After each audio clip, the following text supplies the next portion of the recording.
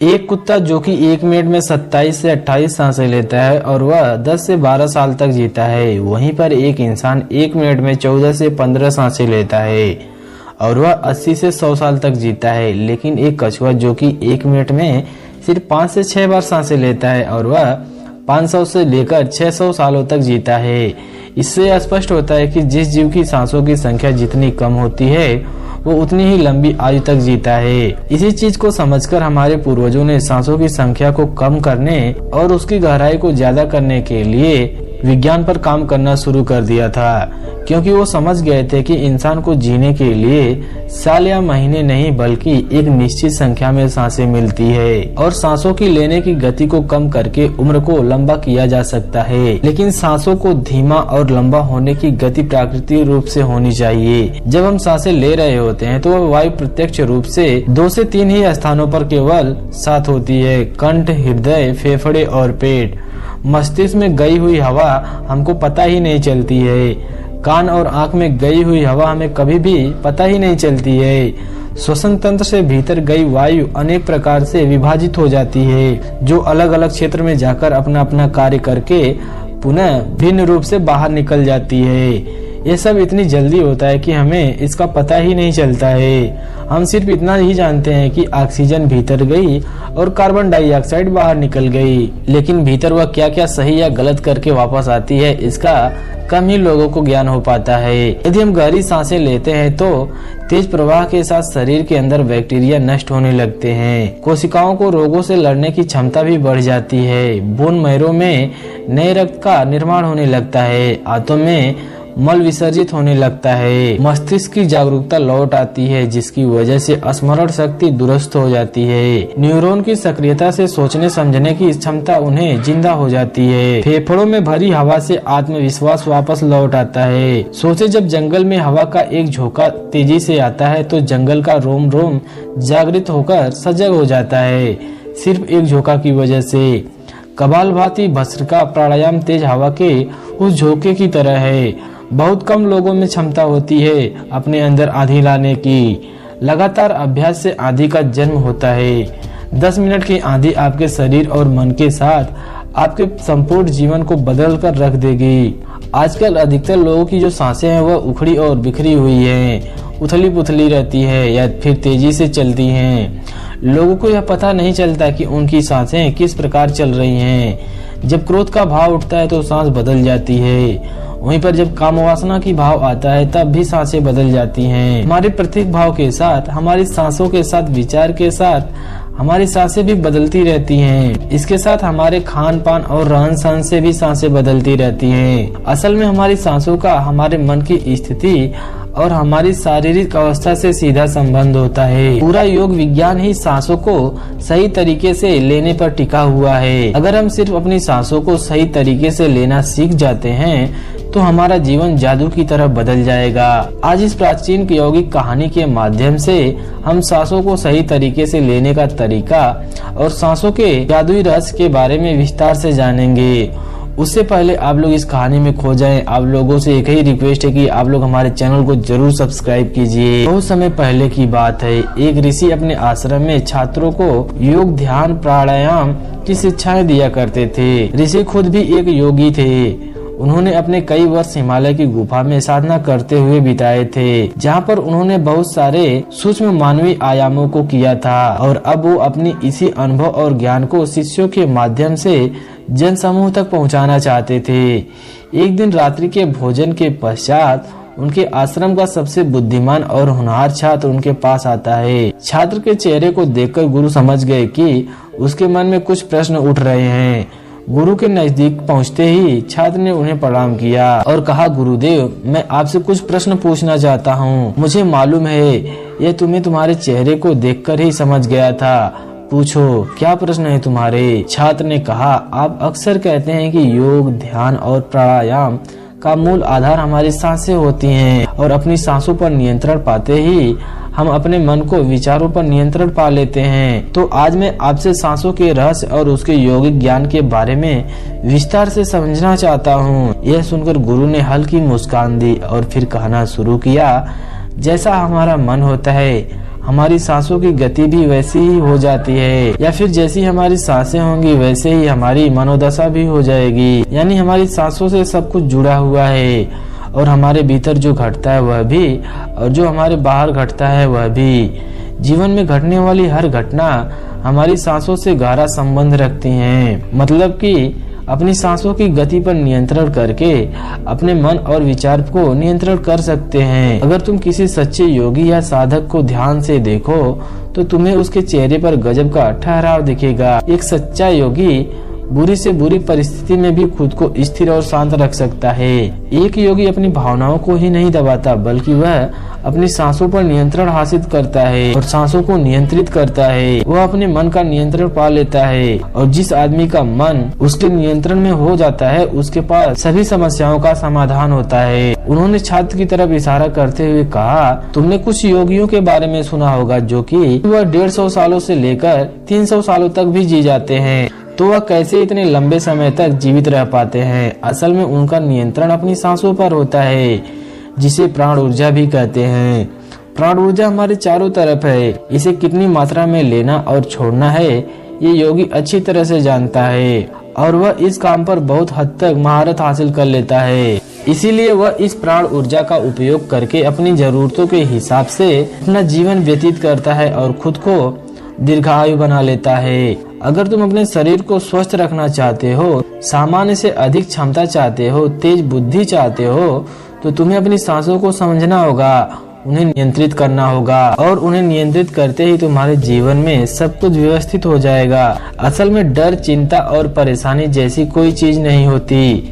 इससे हमारे मन और भावनाओं की उपज है, और हमारे मन की भावनाओं को केवल एक ही चीज नियंत्रित कर सकती है, और वह है हमारी सांसें। हमारे अंदर का क्रोध, चिंता, जलन, अहंकार, बदला लेने की इच्छा, ये सब कुछ हमारी सांसों के हिसाब से चलता है। अगर हमारी सांसों पर हमारा नियंत्रण है तो यह सभी विचार हमारे नियंत्रण में हो जाते हैं। सांस हमारे शरीर और हमारे मन के बीच पुल का काम करती है। अगर हमें अपने मन तक पहुंचना है, उसके विचारों को समझकर उसको दूर करना है, तो हमें अपने सांसों के पुल पर चलना होगा। हमें अपनी सांसों के जरिए अपने मन तक पहुंचना होगा, और यही एकमात्र रास्ता है अपने मन को समझने का। अगर तुमने कभी किसी बच्चे को सोता हुआ देखा होगा तो तुमने अनुभव किया होगा कि जब बच्चा सो रहा होता है और जब वह बच्चा सांसें अंदर लेता है तो उसका पेट फूलता है, और जब वह सांसें छोड़ता है तो उसका जो पेट है वह पिचक जाता है। यानी कि एक बच्चा अपने पेट, अपनी नाभि से सांस लेता है, जो कि सांस लेने का सबसे प्राकृतिक और सही तरीका है। अपनी गहरी और लंबी सांस की वजह से बच्चे का मन उत्साहित और हल्का रहता है। उसका शरीर ज्यादा प्राकृतिक तरीके से काम करता है। तुमने देखा होगा कि कोई भी बच्चा अपना कोई भी बात ज्यादा देर तक अपने अंदर नहीं रखता, और वह लंबे समय तक गुस्सा नहीं रह सकता।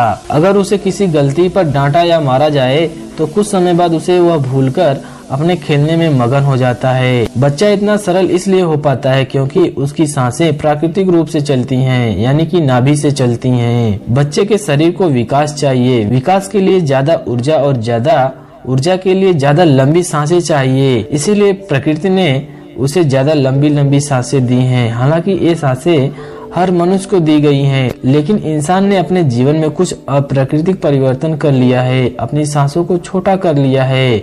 वह पेट की बजाय अपने सीने से सांसें लेता है। हम जितनी छोटी सांसें लेंगे उतनी चिंता, बकवास से भरे रहेंगे। हमारी सांसें जितनी लंबी और गहरी होंगी हम उतने ही खुश और शांत रहेंगे। गुरु ने आगे कहा कि एक आदमी 1 मिनट में 14 से 15 बार सांसें लेता है। सांस का सीधा संबंध हमारे मन की स्थिति और हमारे शरीर के कंपन से है। अगर 1 मिनट में ली जाने वाली सांसों की संख्या 11 से नीचे आ जाए तो हम अपने आसपास होने वाली कई कंपनों को समझना शुरू कर देंगे, यानी कि जानवरों की आवाजें हमारे लिए अस्पष्ट हो जाएंगी। तुमने सुना होगा कि शेर और बाघ जैसे खूंखार जानवर भी कुछ योगियों के सामने आते ही पालतू बिल्ली की तरह व्यवहार करने लगते हैं। ऐसा इसलिए हो पाता है क्योंकि उन योगियों ने उन्हें अपनी सांसों की संख्या को कम करके जानवरों की आवाजें और उनके कंपनों पर अपना एक संवाद स्थापित कर लिया है। अगर 1 मिनट में ली जाने वाली सांसों की संख्या 9 से कम हो जाए तो पेड़ और वनस्पति जो कार्य कर रहे हैं वह समझना हमारे लिए आसान हो जाएगा। अगर हमारी सांसें 1 मिनट में 6 से कम हो जाती हैं तो बेजान चीजें कैसे काम करती हैं यह समझना हमारे लिए आसान हो जाएगा। बेजान चीजों के कंपन और उनसे जुड़ी दुनिया हमारे लिए स्पष्ट हो जाएगी। दूसरे शब्दों में कहा जाए तो ब्रह्मांड की प्रकृति को समझा जा सकता है और ऐसी स्थिति में पहुंचकर ही बहुत से योगी और ऋषि मुनि ब्रह्मांड के रहस्यों और उनमें घटने वाली घटनाओं का भविष्यवाणी कर देते हैं। हमारा शरीर जितना स्थिर होगा हम उतनी ही कम सांसें लेंगे। अगर हम अपने शरीर को एक स्थिरता के स्तर पर ले जाएं और बहुत तेज सांस ना लें तो हमारा जीवन बढ़ता चला जाता है। दोस्तों, योग विज्ञान के अनुसार एक साधक अपनी सांसों पर नियंत्रण करके ऐसी बहुत सी चीजें कर सकता है जो कि साधारण इंसान के जीवन से परे है। योगिक परंपरा में तो यह भी कहा जाता है कि अपनी सांसों को घंटों तक रोककर एक आदमी एक नई मानवीय आयामों का अनुभव कर सकता है। ऐसी बहुत सी बीमारियां जो जानलेवा हो सकती हैं या जिनका कोई इलाज नहीं है उन्हें केवल अपने मन और दिमाग पर नियंत्रण रखकर ठीक किया जा सकता है। अपनी सांसों पर नियंत्रण करके एक ऐसी मानसिक स्थिति तक पहुंचा जा सकता है जहां जीवन में आने वाले उतार चढ़ाव उसे परेशान नहीं कर सकेंगे। कुछ लोगों को यह बातें कहानी लग सकती हैं क्योंकि आमतौर पर लोग ऐसा ही मानते हैं और ऐसा ही करते हैं और कोई भी चीजें उन्हें यकीन नहीं होती है, उन्हें केवल अंधविश्वास कहकर नकार दिया करते हैं। लेकिन पुरानी योगिक परंपराओं का पालन करने वाले लोग ऐसी बातों का दावा करते हैं। उन्हीं लोगों में से एक स्वामी रामा है। स्वामी रामा हिमालय की गुफाओं में रहा करते थे। उन्होंने बचपन से ही योग की प्रणालियों का अभ्यास करना शुरू कर दिया था। 1970 में स्वामी रामा एक अमेरिकन रिसर्च लेबोरेटरी में गए। अपनी सांसों पर नियंत्रण करके उन्होंने अपने दिमाग और मन की वो सब बातें जितने समय के लिए चाहें अपने सांस, ब्रेन की वेव और धड़कन और शरीर में बहने वाले खून को भी रोक सकते थे। लेबोरेटरी में मौजूद डॉक्टर ने स्वामी रामा पर रिसर्च किया और उन्हें मृत्यु घोषित कर दिया। लेकिन इस अवस्था में स्वामी रामा सब कुछ महसूस कर सकते थे। यह देखकर वहां मौजूद रिसर्च की टीम दंग रह गई। साथ ही स्वामी रामा अपने शरीर में अपनी मर्जी से ट्यूमर को घटा बढ़ा सकते थे। रिसर्च टीम को हिमालय योगियों के सारे दावे अंधविश्वास और पाखंड से भरे हुए लग रहे थे। अचानक से इनर साइंस प्रतीत होने लगे थे, एक भीतरी विज्ञान जो साधारण मनुष्य की कल्पना से भी परे है। सांसों को ध्यान पूर्वक लेना यह एक प्राचीन युग टेक्निक है, क्योंकि जिसने अपनी सांसों पर नियंत्रण हासिल कर लिया है वह जब चाहे अपनी सांसों को रोक सकता है। स्वामी रामा के अनुसार अगर आप अपनी सांसों को समझ गए तो आपके शरीर में होने वाली वो बीमारियां जिनका इलाज आज के मेडिकल साइंस के पास भी नहीं है, सांसों के माध्यम से उन्हें भी ठीक किया जा सकता है। स्वास्थ्य और रहस्यों को समझाने के लिए बाद में स्वामी रामा ने अपने कुछ साथियों के साथ मिलकर एक किताब भी लिखी जिसका नाम साइंस ऑफ डेथ है। गुरु ने आगे कहा, जब सांस विपरीत होती है तो मन भी अस्थिर हो जाता है, लेकिन जब सांसें शांत होती हैं तो मन भी स्थिर हो जाता है और योगी दीर्घायु हो जाता है। इसलिए हमें अपने स्वास्थ्य पर नियंत्रण करना सीखना चाहिए। गुरु ने शिष्य की आंखों में देखते हुए कहा कि तुम्हें क्या लगता है, क्या तुम जितनी लंबी सांसें अंदर लेते हो उतनी ही लंबी सांसें बाहर भी निकालते हो? नहीं, सामान्य स्थिति में हम जो सांसें अंदर लेते हैं उसकी लंबाई 10 अंगुल होती है और जब सांस हम बाहर निकालते हैं उस समय सांसों की जो लंबाई होती है 12 अंगुल हो जाती है। यहाँ 1 अंगुल का मतलब 1 उंगली मोटाई से है। हमारी रोजमर्रा की जिंदगी में कुछ काम ऐसे होते हैं जिन्हें करते समय कितनी लंबी सांसें अंदर ले जाते हैं उससे कई गुना ज्यादा सांसें हम बाहर निकालते हैं। भोजन करते समय बाहर निकलने वाली सांसों की जो संख्या है, जो लंबाई है, वो 16 से 17 अंगुल होती है। तेज चलते समय सांसों की लंबाई 22 से 24 अंगुल हो जाती है। दौड़ते समय निकलने वाली सांसों की लंबाई 45 से 50 तक पहुँच जाती है। संभोग करते समय 50 से 60 अंगुल। इसीलिए हमारे शास्त्रों में काम और क्रोध पर नियंत्रण रखने की बात कही गई है, क्योंकि वो हमारी प्राण शक्ति को छीड़ कर देती है। श्वास को इंसान की प्राण शक्ति भी कहा जाता है। जब एक 200 वर्षीय व्यक्ति से उसकी लंबी उम्र का राज पूछा गया तो उसने 2 ही चीजें बताई। पहला, नाभि तक भरपूर सांसें लेना और दूसरा, रीढ़ की हड्डी को हमेशा सीधा रखें। साधारण सी लगने वाली यह दोनों बातें योग और प्राणायाम की दृष्टि से बहुत ही महत्वपूर्ण हैं। असल में शरीर के अंदर जाने वाली सांसें की लंबाई कम और बाहर निकलने वाली सांसों की जो लंबाई होती है ज्यादा होती है। यदि किसी तरीके से बाहर निकलने वाली प्राण वायु की लंबाई को कम कर दिया जाए तो लंबी उम्र को प्राप्त किया जा सकता है। स्वर शास्त्र के अनुसार यदि बाहर निकलने वाली प्राणवायु की लंबाई 1 अंगुल कम हो जाए तो व्यक्ति निष्काम हो जाता है, यानी कि उसके अंदर काम वासना की भावना खत्म हो जाती है। 2 अंगुल कम होने से आनंद की प्राप्ति होती है। 3 अंगुल कम होने से लेखन शक्ति बढ़ती है। 4 अंगुल कम होने से वाक सिद्धि प्राप्त हो जाती है। 5 अंगुल कम होने से आदमी को दूरदृष्टता प्राप्त हो जाती है। 6 से 7 अंगुल कम होने से साधक के अंदर अति तीव्र गति से चलने की शक्ति आ जाती है। कुछ ही पलों में वह एक स्थान से दूसरे स्थान पर पहुंच सकता है। 8 अंगुल कम होने से साधक को 8 सिद्धियों की प्राप्ति हो जाती है। पवन पुत्र हनुमान को 8 सिद्धि नवनीत के दाता इसीलिए कहा जाता था क्योंकि उन्होंने 8 सिद्धियों को प्राप्त कर लिया था। यह 8 सिद्धियां हर इंसान में होती हैं, बहुत जरूरत है तो उन्हें जागृत करने की। बाहर निकलने वाली सांसों की लंबाई 12 अंगुल कम होने पर योगी को इच्छा मृत्यु प्राप्त हो जाती है। जब चाहे तब वह मृत्यु को प्राप्त कर सकता है, लेकिन यह सोई हुई शक्तियां केवल तभी जागृत होंगी जब मन में इन्हें जागृत करने की अभिलाषा होगी। और मन का स्थूल रूप श्वास है, इसीलिए सबसे पहले सांसों पर नियंत्रण करना होता है। भगवान शिव पार्वती को बताते हैं कि रात में ईड़ा नाड़ी और दिन में पिंगला नाड़ी को रोकने में जो सफल हो गया वही असल में सच्चा योगी होता है। एक बार एक जवान लड़का एक बौद्ध भिक्षु के पास जाता है और उनसे कहता है, हे मुनिवर, मैं अपने जीवन से बहुत ही परेशान हूँ। भिक्षु ने कहा, क्या है तुम्हारी परेशानी? लड़के ने कहा, मेरे घर वाले, मेरे मित्र, कोई भी रिश्तेदार मेरी इज्जत नहीं करता, कोई भी मेरी बातों को महत्व नहीं देता है।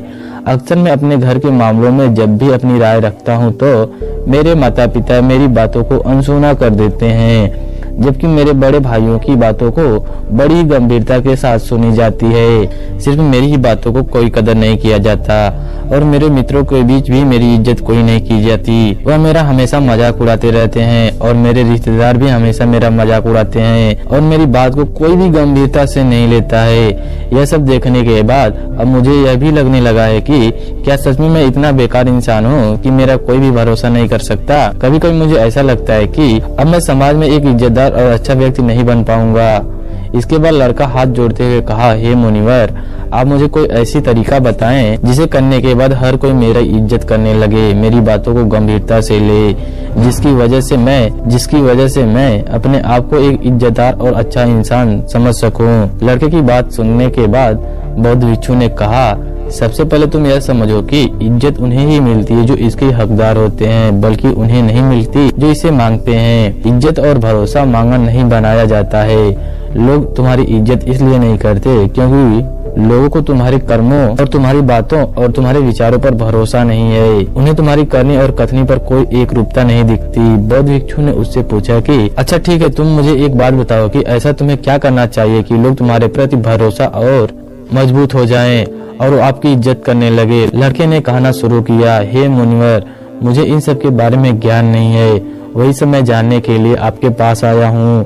बौद्ध भिक्षु ने कहा, ठीक है, ध्यान से सुनो, तुम्हें आज मैं 7 ऐसी बातें बताने जा रहा हूँ जिनका अगर तुम पालन करते हो तो लोग तुम्हारे पर भरोसा भी करेंगे और तुम्हारी इज्जत भी करेंगे, इसलिए तुम पूरी बात को ध्यान से सुनो। लड़के ने कहा, ठीक है। मुनिवर जी ने कहना शुरू किया, इससे पहले आप लोग इस कहानी में खो जाएं, आप लोगों से एक ही रिक्वेस्ट है कि आप लोग हमारे चैनल को सब्सक्राइब कीजिए। अगर आप हमारी इस वीडियो को फेसबुक पेज पर देख रहे हैं, पेज को प्लीज फॉलो कीजिए। पहली बात, तुम सबसे पहले अपनी खुद की इज्जत करना शुरू करो।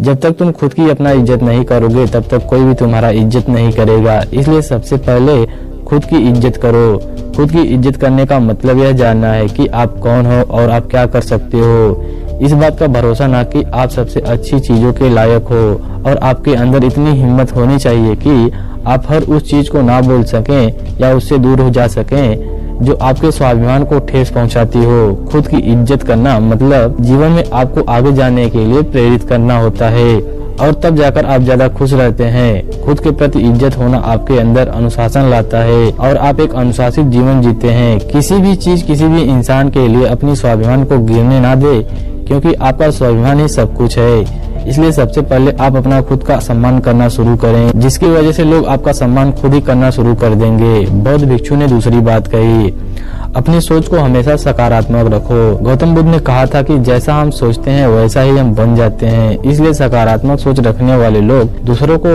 अपनी तरफ आकर्षित करते हैं और दूसरे लोग ऐसी सकारात्मक सोच रखने वाले लोगों के प्रति इज्जत करते हैं और उनके प्रति उनकी बातें भी सुनते हैं। केवल अपने चेहरे पर मुस्कान लेना ही सकारात्मक नहीं कहलाता, बल्कि एक सकारात्मक व्यक्ति हमेशा किसी भी समस्या के समाधान के बारे में ही सोचता है। वह समस्या को लेकर हमेशा रोता नहीं रहता है, बल्कि वह किसी भी विपरीत परिस्थिति में अपना विकल्प निकाल ही लेता है। इसलिए ऐसे व्यक्ति की सभी इज्जत करते हैं और उसकी बातों को गंभीरता से लेते हैं। एक सकारात्मक सोच वाला व्यक्ति अपने चारों तरफ ऐसा माहौल बनाए रखता है कि उसके पास आने और रहने वाले लोग भी ज्यादा सकारात्मक और प्रसन्नचित महसूस करते हैं। वो जो भी इंसान उसके संपर्क में आता है वो उसकी सकारात्मक ऊर्जा को उसके अंदर ही महसूस कर पाता है। भिक्षु ने कहा, तीसरी बात, इस चीज का ख्याल रखो, लोगों के साथ तुम्हारा व्यवहार कैसा है। आपको लोगों से कितनी खुशी मिलेगी इस बात पर निर्भर करता है कि आप लोगों को कितनी इज्जत देते हैं। अगर कोई आपको सम्मान देता है तो उसे सम्मान ही दीजिए, लेकिन अगर कोई आपको सम्मान नहीं देता तब भी आप उसे सम्मान दीजिए। यहाँ हम किसी भी दूसरे गलत व्यवहार की वजह से अपने व्यवहार को गलत नहीं कर सकते, क्योंकि हम दूसरों से पहले खुद की इज्जत करते हैं। हमारी अच्छी आदतों की ही सही परीक्षा भी किसी बुरे इंसान के संपर्क में आने से ही हो सकती है, क्योंकि उसी समय अपने ऊपर हमें काबू रखना होता है और तब हम पता कर सकते हैं कि हमारे आदर्श इतनी गहराइयों तक हमारे अंदर उतर चुके हैं। कई बार हमारा अच्छा व्यवहार हमारे सामने ऐसे सुनहरे अवसर लाकर खड़ा कर सकता है जैसे कि हमने कभी कल्पना भी नहीं की होती। उन्हें अपने प्यार को महसूस करवाने का सबसे अच्छा ही तरीका होता है। किसी को सच्चे दिल से इज्जत करना, उन्हें प्यार करना, उसे महसूस करवाना एक सबसे अच्छा तरीका होता है। इसलिए कुछ लोगों को इज्जत दे ताकि दूसरे लोग भी आपकी इज्जत देना शुरू कर दें। बुद्ध ने कहा, चौथी बात, किसी से बातचीत के दौरान ज्यादा बोलने की बजाय ज्यादा सुनने पर ध्यान दो। जब आप कम बोलते हैं और ज्यादा सुनते हैं तो लोग आपको सबसे ज्यादा पसंद करते हैं, क्योंकि दूसरे लोगों को सुनने की यह खासियत बहुत ही कम लोगों में होती है और आपकी बस यही खासियत की वजह से आपको हजारों की भीड़ में अलग बनाती है। क्योंकि इस दुनिया में हर इंसान यही चाहता है कि वो उसकी बातों को सुनो, लेकिन ज्यादातर लोग नहीं सुनते हैं। अगर आप लोगों की बातों को सुनते हैं तो उन्हें समझने के लिए आप बहुत कुछ नया तो सीख ही सकते हैं, साथ ही उन इंसान की नजरों में आपकी इज्जत बहुत ही बढ़ जाती है। इसलिए जब भी लोगों से बात करें तो ज्यादा सोचने की बजाय उनकी बातों को सुनने और समझने की कोशिश करें। बुद्ध ने कहा, पांचवी बात, जो लोगों से वादा करो उसे पूरा भी करो। हमारी विश्वसनीयता पर सबसे बड़ा धक्का तब लगता है जब हम अपनी बोली हुई बात पर अमल नहीं करते। जब लोगों को यह लगने लगता है कि हमारी करनी और कथनी में बहुत अंतर है, तो उनकी नजरों में हमारी इज्जत कम हो जाती है और वह हमारी बातों और कर्मों को गंभीरता से लेना छोड़ देते हैं। साथ ही ऐसे इंसान के साथ कोई भी काम नहीं करना चाहता, जिससे हम अपने जीवन में आने वाले बहुत से अच्छे मौकों को गंवा बैठते हैं और जीवन में आगे नहीं बढ़ पाते। और जो इंसान अपनी बोली हुई बात पर अड़ित रहता है और हर हाल में उस काम को पूरा करता है जिसके लिए उसने वादा किया था, ऐसे इंसान को सभी पसंद करते हैं और उसकी इज्जत भी करते हैं। इसलिए लोगों के सामने वही बोलो जिसे कर सको। बौद्ध भिक्षु ने कहा, छठी बात, ज्यादा अच्छा और ज्यादा सीधा बनने की कोशिश कभी मत करो। लोग कभी भी ऐसे इंसान को गंभीरता से नहीं लेते जो उनकी हर बात को हाँ में हाँ मिलाते हैं, क्योंकि ऐसे लोग उनकी अपनी कोई अलग और मजबूत राय नहीं होती। यह बस हर किसी की हाँ में हाँ मिला देते हैं और सोचते हैं कि सामने वाला इन्हें पसंद करेगा, इनकी इज्जत करेगा, लेकिन होता इसके विपरीत है। लोग हमेशा ऐसे इंसान की ज्यादा इज्जत करते हैं जो गलत को गलत और सही को सही बोल सके, जिसका अपना खुद का एक स्वतंत्र नजरिया और सोच हो। इसके लिए एक मजबूत इरादों वाला इंसान बनने की कोशिश करें, न कि एक ऐसा इंसान जो दूसरों को खुश करने के लिए अच्छा इंसान बनने का नाटक करता हो, क्योंकि ऐसा करके ना तो वह इंसान खुद खुश रहेगा और ना ही दूसरे उससे गंभीरता से लेंगे। बौद्ध भिक्षु ने कहा, अंतिम बात, लोगों के सामने अपनी भावनाओं पर नियंत्रण रखें। कई बार जब हम ज्यादा खुशी या दुखी होते हैं और लोगों से मिलते हैं तो अपनी भावनाओं पर नियंत्रण नहीं रख पाते और इसी दौरान हमारे मुंह से कुछ ऐसे शब्द निकल जाते हैं या फिर ऐसे काम हो जाते हैं जिसकी वजह से हमें पूरी जिंदगी भर पछताना पड़ता है। या कभी कभी हम लोगों की बातों पर प्रतिक्रिया कर देते हैं बिना उनकी बातों को पूरा सुने। हमें ऐसे मौकों पर अपनी भावनाओं पर नियंत्रण रखना चाहिए। अगर हम सुख दुख या किसी भी ऐसे मौके पर उनको शांत रख पाते हैं तो लोगों की नजरों में हम एक गंभीर और सहनशील इंसान के रूप में उभर कर आते हैं, और एक गंभीरता और सहनशील इंसान की एक इज्जत भी बढ़ाने का स्रोत होता है। इसलिए अपनी भावनाओं पर नियंत्रण रखने की कोशिश करें। लड़की को सभी प्रश्नों का उत्तर मिल चुका था। उसने बौद्ध भिक्षु को धन्यवाद किया और वहाँ से चला गया। अगर आप इन 7 बातों का पालन करते हो तो आप लोग भरोसा कीजिए, सभी लोग आपकी इज्जत करने लगेंगे।